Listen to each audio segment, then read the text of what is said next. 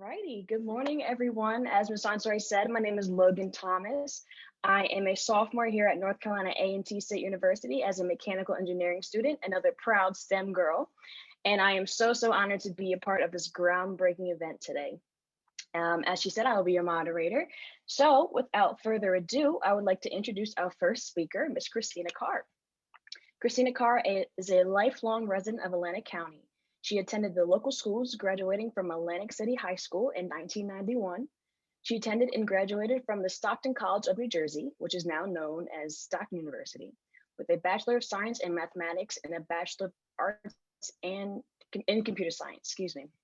In 2003, she obtained her Master of Business Administration from the University of Maryland and has been a certified project management professional since 2007. Kristina has been a computer scientist for the Federal Aviation Administration since 2001. During her tenure, she has had several positions supporting the modernization of the nation's aviation traffic management system.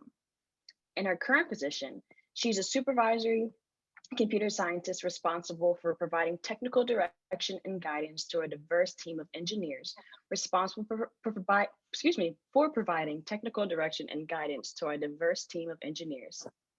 She's been acknowledged on several occasions for demonstrating her skills, abilities, work ethic, and dedication. In 2017, Kristina was the recipient of the FAA Next Gen Leadership Award. Over the years, Kristina has consistently supported the community in several capacities, including developing educational and exposure programs for the Jethro Memorial Presbyterian Church's Next Steps community-based organization. As a committed community leader, Kristina serves as the Vice President of Jack and Jill of America Incorporated, the Atlantic City, New Jersey chapter, the Strategic Planning Chair of the Links Incorporated, also the Atlantic City chapter, the second President and Dismantling Racism Co-Chair of Avansar, formerly the Women's Center, and a member of Atlantic Care's Youth-Based Services Task Force. In 2017, supported by her family and driven by the sincere desire to service youth, Kristina started the nonprofit Kay Lee Foundation Incorporated, honoring her maternal and paternal grandmothers. The foundation's purpose is to cultivate and inspire the next generation of entrepreneurs and leaders. Kristina is the daughter of Michael and Rosetta Johnson of Atlantic City, New Jersey. She currently lives in Atlantic City with her husband, John, and is the proud mother of two sons, Vernon and John Daniel. And Ms. Kristina, the floor is now yours. Thank you, Logan. Thank you so much. Good morning, ladies.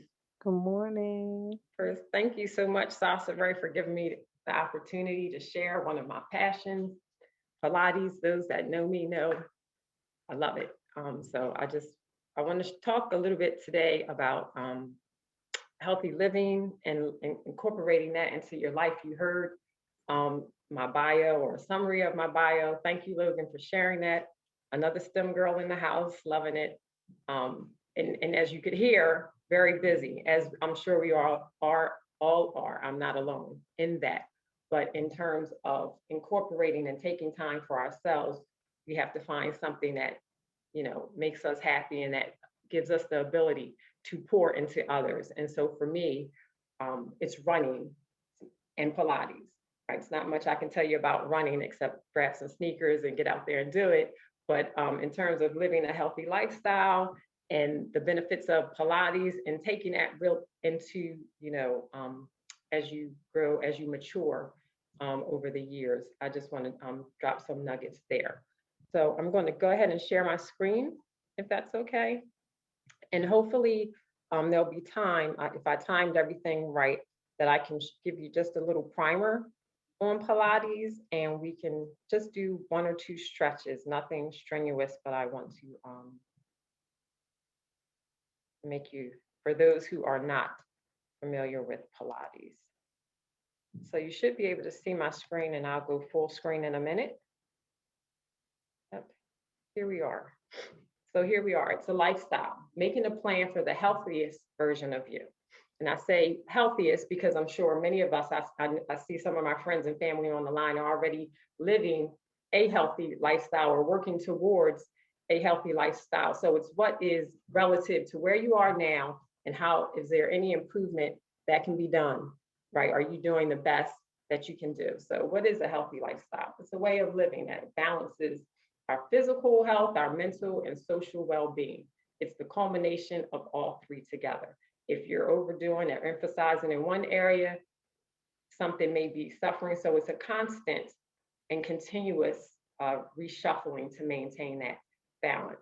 Being healthy is without disease or illness, or finding ways to mitigate that, trying to alleviate or reduce daily medicines that you need, trying to alleviate and take away any aches and pains. So working to be, on your own, fully engaged in yourself with your body, right? Full alignment. So that includes a life with exercise, right? I mean, this is a life with, not I'm going to work out and get, for the summer, I'm going to exercise for my life. It's thinking in those terms. Establishing healthy eating habits. Again, over a period of time, what I ate today will look differently tomorrow. And again, continue to have rest and peace of mind in your life and finding ways to do that. So bringing those three components together is what creates a healthy and balanced lifestyle. And that's what we should all desire to do in our own purposeful way. Right. So how are we creating a healthier lifestyle?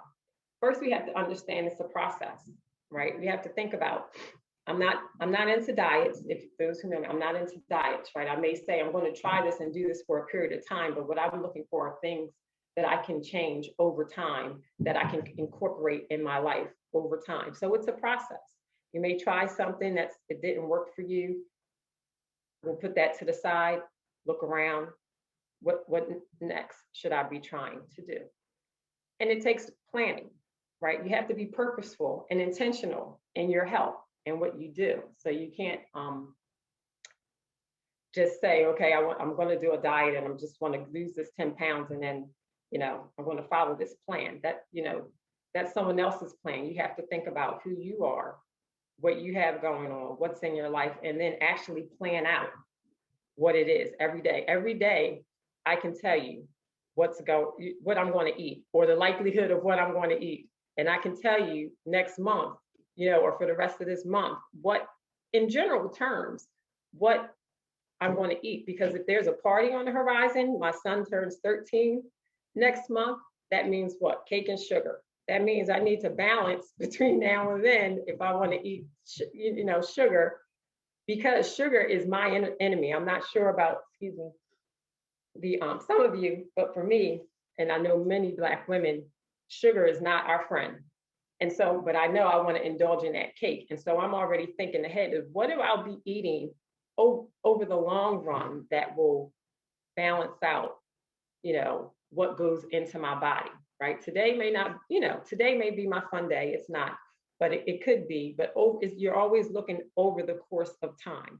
We've started, I'll give you an example. We started with my younger son.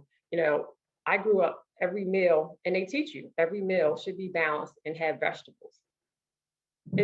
Our lifestyle just doesn't allow for that, depending on who's cooking, who's not cooking, where we're grabbing things from. But what I do look for is over the course of the week that he has had what is considered sufficient to get overall, right? There's the daily intake, but over time is what vitamins and nutrients he needs to sustain him. Now, keep in mind, when you heard my bio, you didn't hear doctor behind anything.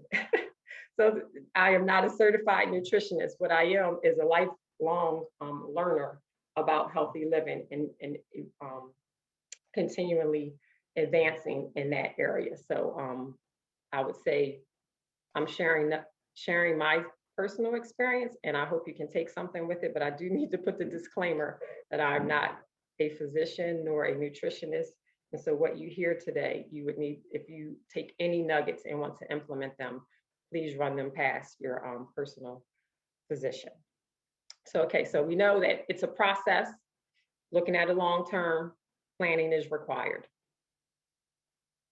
Okay, so what's my healthiest life? And what's a simple plan? I put together 5 steps, and I thank Sonceré for giving me the opportunity, because I've been doing this, I'm 47 now. I've been, working out the physical part since high school. And really, once I had my first son, started really digging in. I never ate too bad, but really being conscious and purposeful about how I ate and what I put into my body. But I never really stopped to put it together on what I was doing. And so in this moment, this gave me the opportunity to really sit back and say, what did that journey look like? And how did I get here? And where am I trying to go? And so where I am today and what I found is 5 steps, and it's a simple plan. Once I started looking at the long term, once I said, okay, now I have a son, a young child. I enjoyed running at the time, but my life changed. I need to start looking at things that I can incorporate. So it wasn't just about me. So I had to kind of look beyond just myself and beyond just a short period of time, which in that moment was losing that baby weight, right? It's like, okay, well, I'm going to, take care of my son, but I want to get lose the baby weight. But then at the same time, what does it look like? Because I'm going to be raising him for 18 years and looking at that, right? Fast forward, I had a knee injury, then I had a foot injury. And then that kind of made me realize running I won't be able to do it forever. Now I will be able to sustain for a while. I'm still running and I'm thankful that I can, but you don't see many 70-year-old runners. They exist, but you don't see many of them, right? So statistically, right, a math person, statistically, that may not be me, 70, 80. But I have family members that have lived that long. They look great. They're doing well. So I do expect to live that long, right? So that's my trajectory. So I asked myself, what do I want to look like? And not, we think about how do we want to retire? What does that financial package look like when we get, 60, 70, 80? I'm not sure how many of us look at how do I want to be moving around? How do I want to be living? How active and engaged do I want to be? And that's something, it's something to think about. When I'm 70, 80, my father is, I got good genes, guys. I'm so lucky. So that's part of it. My dad is approaching 80 soon in a couple of months. And this past summer, almost every day on the boardwalk, 5-7, riding miles, walking around the neighborhood. Every day, he still gets up, gets dressed. He's running errands for so many people in the neighborhood, you would never know. So he just got a compliment the other day. They didn't realize. I'm like, hey, he's 78, 79, I'm sorry, kind of, you need to ease up. He might not be as responsive to you. And they look like, what? Not even knowing. So, having that to look forward to and how we're going to be is the first, right? Is really giving thought to that. And so how do you do that? Find activities that you enjoy, because you're more likely to do that if you have activities that you enjoy. I'm sorry, I just want to make sure I'm not being chatted at. Logan, give me like a marker if someone's trying to get my attention. So find activities that you enjoy, right? And not just today, right? So we'll say, okay, I want to drop this 10 pounds and I'm going to go do that. What is it called? The cardio. I forget what it was called, but it's like HIIT, right? The high intensity interval training. I'm going to go do that. That's great, but no, that's for now, right? So long-term planning, just like we do our financial planning, I'm sure you'll hear about that later, is looking at trying to find something, or even being aware and prepared that I may be doing that today, but 10, 20, 30 years, what do I see myself doing? And kind of preparing yourself for that. Right, I do have certifications in HIIT, so that's active, that's real high intensity. I don't see myself. I don't think I even have a desire to do that once I hit 70, right? Jumping up and down and having the weights. Some people, that's fine. I'm not knocking it. I'm just saying, but I put thought into where you want to see yourself. Once you do that, you found something that, it engages you and you see yourself doing it over a period of time. Remember, we're looking at the long term. This is long term. Set micro goals, right? So maybe your long-term vision, my long-term vision when I get older is, I want to grow old gracefully. So I'm not trying to be this, I don't have to be the exact same size and weight I am. I don't even really weigh myself anymore. But I know me, and I have a range. and I have to work too hard to stay too thin. And if I have carried too many pounds, I'm not happy with myself. That's just me. For whatever reason, we can unpack that on another show, but that's just me. And so that's the range. And so what are my goals to get there, right? So I have my long-term vision. I know what I want to look like. I know how I want to feel and how I want to move as I get older. I have some activities that I'm working with right now. It's primarily running and Pilates. And along the way, I've been setting goals. Again, at the time I'm sharing this with you, I wasn't intentional about it. I was just trying different things. Everything I tried, some of it worked, some of it didn't. And I just incorporated it into my daily routine, right? If I did a challenge and it said we're taking out flour, okay, did I do it successfully? Debatable, but now over time, I'm like flour is not really a part of my diet. Not that if I come over and you offer me a piece of cake, I will not eat it, or if we're out to lunch and they only serve sandwiches, I won't. But again, going back to what I said earlier, I've already planned out. So if I know I'm going to a luncheon or somewhere, and I know we're in pandemic times, not really going out, but if I know I'm going somewhere where I can't control or, have a good say on what will be served, then I'll plan for that in terms of what I can control around that day, looking at the long term, what's happening in that month, right? So we're setting micro goals for how we want to get, again, into our maturity, let's call it, right? Step 4 is we want to build eating habits that support your body type, right? And so it took me a long time, and this is a women's conference, so I'm going to just put it out there. I have PCOS, right? Polycystic ovarian syndrome. That comes with a lot of hormonal changes. It comes with a lot of ups and downs. It comes with a lot of, how your body takes in food. Again, I said sugar, right? It's a lot. Once I got 40-ish, really, I'm just coming to understand and be able to see the patterns of that, of how it impacts me and how I can how I need to tailor my eating, right? So, example, I can tell you if tea is when Aunt Flo comes, 2 weeks prior to tea, Kristina's eating chocolate. So don't be surprised it's happening. Now, when I was 25, I could kind of dismiss it. When I was 40, it got a little harder. By the time 44, 45 hit, that's my candy bar. I waited for this moment, right? And I'm going to eat it. It's now that's my time, right? So I'll have it then, but and I mean, I'm not like rigid up and down, there's nothing, right? And so I don't suggest that you do that. But knowing that that's when I can't combat the cravings or it's really a struggle, then I'm okay with that. I can identify it. I can have, some sugary foods or some foods that aren't my normal, but then around that time, it's not, right? And I make a conscious choice to make it not, even if I kind of want it, but yeah, because I know it's going to come a time in about 2 weeks when I'm not going to be able to say no. And I don't know how you guys receive that, but it's just understanding, right? Your body, what's going on with you, and kind of leaning into it, working with it, and just, feeling your vibes. And so, you work with a doctor to do that if you need to, but it's building those habits, right? And that's, again, over time. We're looking at the long term, right? I'm not looking at just today. I'm not looking at just the month. My expectation, should God see it fit, is to, right, live for another 30 years or plus, right? So I'm looking at that horizon and saying, and how much can I do? What can I do to be the best to support that goal, that vision, right? And then the last step is to know, again, it's a process. So we just need to adjust and move forward, right? So if I set on this journey today, it's March, and now we move forward, right? How do I, how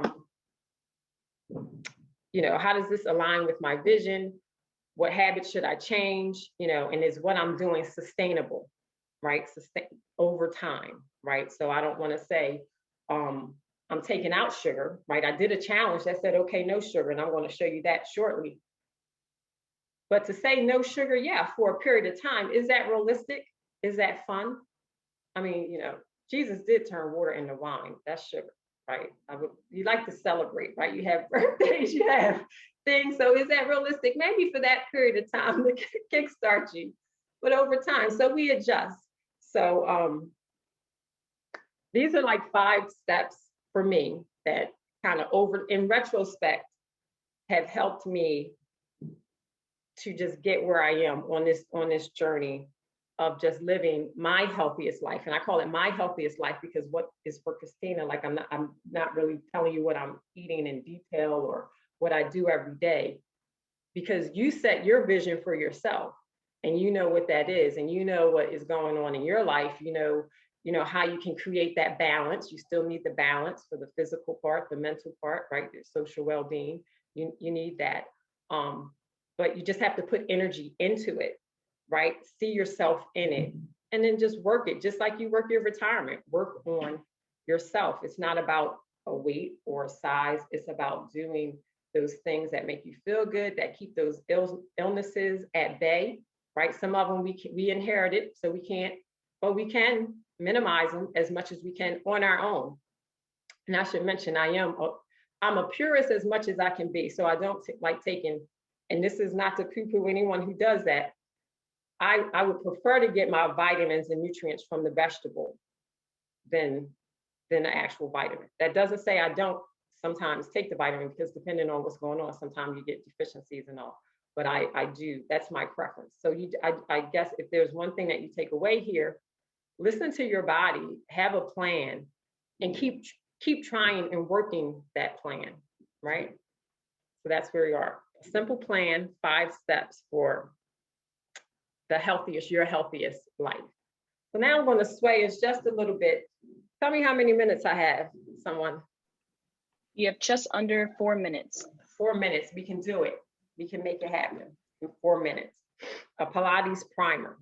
So if you feel, and I can only see about 4 of you, really, including myself, I can see 3.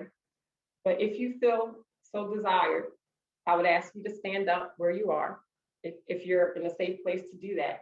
And I'm going to adjust my screen a little bit. Hopefully you guys can see from my waist up, at least. Yes, I'm going to move quickly.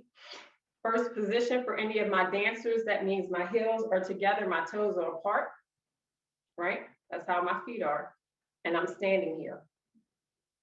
My hips are in alignment. This is Pilates. From hip to hip, shoulder to shoulder, shoulder to hip. They're all in alignment, right? This is Pilates, right? Pilates is about stretching and strengthening exercises that tone and lengthen your muscles. Ballet dancers, you see their arms, they're long and lean. That's what it does. Similar to yoga, but this is intentional and purposeful to tone and lengthen and strengthen those muscles.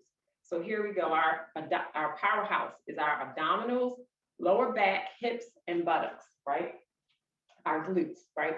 I know you probably can't see. It might be hard to see, but I want you to suck it in. I want you to cough. Cough for me, right? That makes everything tight. Keep it right there. That's your cough right there. So now we have all that. That's called having your powerhouse engaged, nice and tight, right? We're standing heels together, toes apart. We're powerhouses in alignment.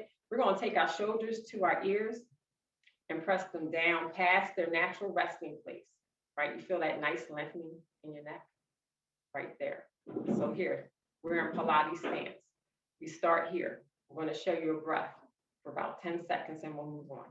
Pilates breath. We're already tight. We have that cough. Everything's nice and tight. We're going to inhale, pulling the navel into the spine. Inhale through your nose. When you exhale, pull that navel deeper into your spine, right? A little different. Inhale, navel to spine. Exhale, pull it in deeper. One more time. Inhale, pulling that navel into spine. And exhale, pull it in deeper. Great job, ladies. And so that's just the start. But what that does, what we did there, if you see on the right-hand side of my screen, control, concentration, centering, breath, and precision. That's what Pilates is all about. It brings all that together. You have to concentrate. It's about integrated movements. It's about not focusing on, although I'm moving my arm here, I'm keeping my core and my center, my powerhouse tight and locked, right? So it's not thinking that the emphasis is what's going on with my arm, but it's kind of keeping me in position, in place here. And over time, I can do this. I see myself doing it. I can do this when I'm 70, when I'm 80, right? I did it in my 20s. Now I'm doing it in my 40s. I can see myself moving forward, doing this and keeping right long and lean. So when y'all see me, hopefully together, we're all looking this way because we're doing it together by this point, right? Pilates. And so this is I'm just definitely ready to be long and lean. who said? I'm sorry. Sierra, I'm sorry. I had Oh. to come off mute. My daughter, I'm ready. Yes, well, coming up, I think I have 2 minutes, Sierra. So you can take the next journey that we're going to be on, right? So this is just an example of one of the challenges that we did 2 years ago that I did with a group of friends. And so I forget the doctor who had suggested this, but this was all that we should avoid. They gave us alternatives, and then I was sharing my goals. And this, I think we did it for maybe 2 weeks. I think we did it for a month, maybe 2 weeks. And this is what I was taking away. No flour, nothing fried, no pasta, no rice, sugar, coffee at the time, and no milk. Just not going to do it, any of it. Not a fan of almond milk. Where am I fast forward to today? Well, I'm not no flour, but like I said, very little flour. There's very, I made spaghetti the other day. I made the pasta, my family ate it, and I ate the broccoli in the spaghetti sauce. And I was totally okay. I'm like totally okay with that, right? So 2 years ago, I started with this, but I was able to incorporate things in there. You know, the rice, I'm still off rice, but every now and again, right? It's like no exclusions. It's just working towards what works for you, right? It's not a short-term diet. Again, it's a lifestyle change. So I want us to continue to think about not just today, not next month, not that wedding. Think about, you know, long-term. What do I want to grow old? Okay, so here I have, this is my last slide, and I just want to share with you if anyone is interested in trying Pilates starting April 5th. So this is the Monday after Easter, if I got my dates correct, for 10 weeks. So this will take us into June, take us into, get us ready for summer, just get us, you know, trying something new. We'll do, I'm going to start up my online Pilates again, Monday, Wednesday, and Friday at 6 a.m. It's early. But again, we got to keep the life balance. I still have a 7th grader at home. I'm still working from home. So, you know, I got to get it in where I can fit it in. But you are welcome to join me. You can find me on Facebook, Kaylee Pilates. You can email me or DM me here if you like. 10 weeks. Trust me, 10 weeks, you'll see a difference. 3 days a week. You could come probably 1 day a week and still see something different. And this is just an example of some of the moves. It's all about the core. Okay, I think I took your time. I apologize if there is no time for questions, but I'll be around at the before the intermission, if there are any. And thank you again, Sonceré. Thank you all for listening and allowing me to share with you some of the lessons I've learned in my approach to my healthiest life. Yes, thank you so much, Ms. Kristina. Can we all give her a Zoom round of applause? Thank you so much. Thank you for inspiring all of us to get up and get moving at our own pace. Excuse me. Healthy mind, healthy body, healthy life. That's exactly what I got from you, Ms. Kristina. And I immediately thought of, I had an old basketball coach in high school, and he used to tell me it's a marathon, not a sprint. So take your time. Pre-planning is key. I thank you so much for introducing all of these healthy moves, healthy foods to all of us. We do have a couple questions in the chat. I think we have just a little bit of time before we move on to our next speaker. I'm just going to start chronological order. Janie asked, how did you find your exact body type? Trial and error. Trial and error. So, and just reading, like I, you know, kind of just Googling, but just kind of watching my body patterns, seeing what worked for me, what didn't, you know, like, so it's body type when I said body type is not in the traditional sense of probably when you go Google body type and are you a pear shaped, are you this, and what all comes with that. That probably is aligns to what I'm saying.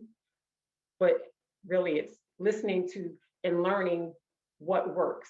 For example, I don't know what, I was celebrating, real quick. My husband and I were celebrating. We had a big moment come this last month and we were waiting for the announcement, and the run up to the announcement, we were kind of, oh, it's coming this weekend. We'll have a bottle of champagne. We're coming this weekend. We'll have a bottle of champagne. Well, that sugar and that champagne affected me so much. I started having, because of the frequency, I was having night sweats. Right. But I knew that I could identify that now.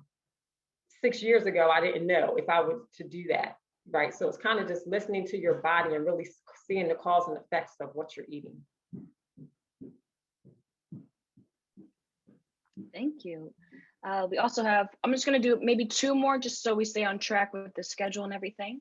Marlene asked if you have any recommendations for kicking an addiction to carbs. Take it slow. Pull out 1 carb, right? It's the long term. So stop, look at what you're eating and start with 1 and then build on that and commit to it, right?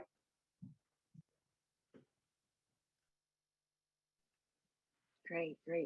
Also, 1 more from Gail. She asked, did you find being intentional help you to be consistent in keeping to your plan? Yes, it did. One, having the plan and the vision and the goal, right, had me committed. So all roads lead to when I'm 70, 80, right? So all things that I do lead me there, right? So it's almost when you're at work and you in a business setting and you're talking about, here's our goal, here are our objectives, and this is our action plan to getting there. All roads lead. I'm serious. I was looking for a picture of my aunt, and then it just got to be too much. So many pictures are unorganized. But to see her at 93 and how she can move and what she's able to do, that's my goal. So all roads lead to that. So where I may have setbacks, my intent is still to be